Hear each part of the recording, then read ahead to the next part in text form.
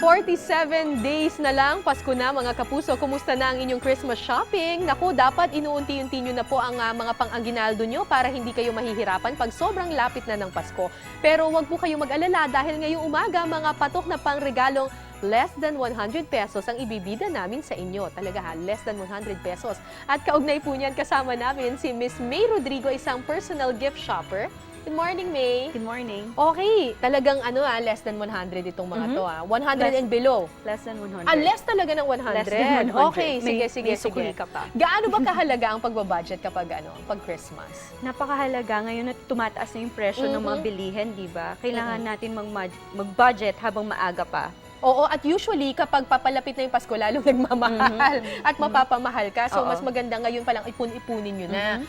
So, okay, unahin po muna natin para dun sa mga lalaki, lalo na kay daddy. Ang hirap-hirap regaluhan ng tatay. Ano ang pwede nating iregalo na less than 100 pesos? Madami tayong mahanap dyan. Katulad nitong tools. Paglagyan ng tools. Hindi kasama yung tools? Kasama na. Kasama na. Okay.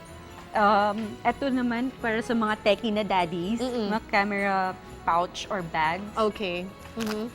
Ganito lang. Okay. Pero hindi kasama yung camera, ha? Hindi po. Okay. Tapos ito, what is this? Paglagyan din po ito ng tools. Katulad dito. Guys. Para sa mga handyman. Alright. And this one, syempre hindi kasama yung salamin dito. Kasama po. Kasama yung Ito salamin. yung mga clip-on na glass para sa mga groovy na dads. Para sa mga gusto maging bagets. Okay. Ganyan. Kasama na yung salamin mismo. Natatanggal siya. Pag maaraw, ilalagay. Okay. This one, what is this? That's for the paglagyan po ng earphones para ma-organize po. Kasi pag nilalagay po sa bag, parang nakakalat lang Oo. dyan. Ito pang mami naman ito. Tama ba? Ito, alam ko to. Meron akong ganito yung bag organizer ang tawag dito, di ba? Na pag kunyari magpapalit kayo ng bag ninyo, lalagay nyo na lang all your stuff dito, tapos ito na lang yung ipapasok ninyo. Para hindi na kayo naghahalungkat sa bag. Naghahalungkat, oo. Tapos, pwede ring scarf. Yes, for the moms. For the moms. Ano pa? Meron ding mga scarf. Yung scarf pwede rin lagay sa bag. Interesting. Okay. And then meron din doon for the mommies also. Katulad na to. Pati itong accessories na to, 100 din yan? Nilagay lang po na. Hindi. Akala ko kukunin ko na yan Tapos ito ring mga para naman sa mga kikay-kikay. Kikay kit for the mga ate. This one? No. Ito po. Mga mirrors. Para sa mga mga accessories. Tsaka yung mga bags for the mga ate. Anong bag? Itong bag na to? Or yung holder lang?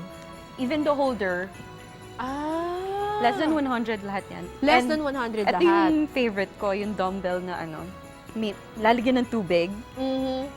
Pwede mo lagyan ng tubig. Pwede rin lagyan ng sand. Pero parang ang gaan. Gaan nga siya. Oo. Pwede mo bigatan. Lagyan mo ng bato. Ganon. Hindi naman masyadong lumaki yung muscle. Okay, alright. Para naman sa mga sa mga kids, ano ang pwede natin ibigay? Merong mga pouch. Ito.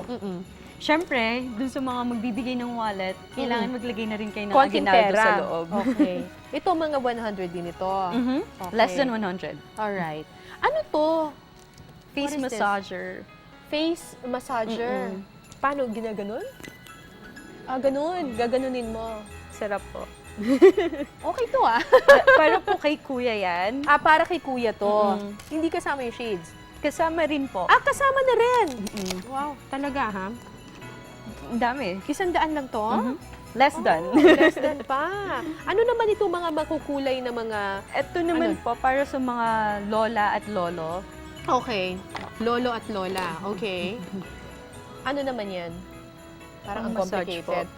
Pang-masahe ng likod ng po. Likod. Okay. Ito, ano naman to? Para sa paa, pagpagod na. So, tatay, ka dito?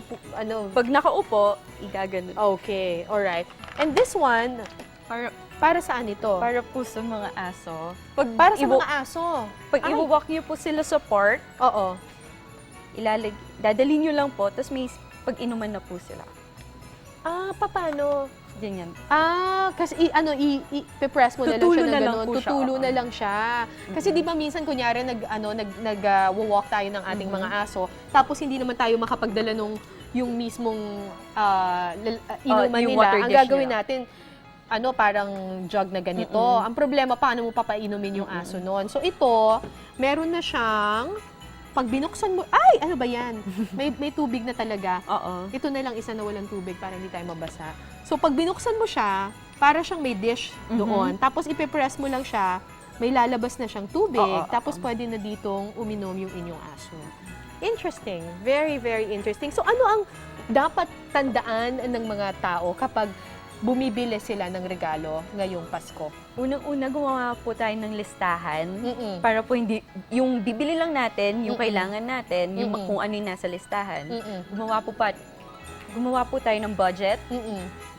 Ano pa? at mamili ng regalo ng maaga. Bumili tayo ng maaga. Oo. Siguraduhin angkop sa Personality personality ng ng tao yung bibilhin po nating regalo. Kasi syempre, pero, at hindi kailangan mahal. Hindi kailangan mahal. Oo. Mas maganda ata, mga kapuso, yung unique. Basta Oo. mas unique. Oo. And nasa thought. Oo. At saka dapat bagay sa kanila. Oo. Oo. Alright. Maraming salamat, Miss May Rodrigo. Thank you. Thanks very much. Thank you. Happy shopping, everyone.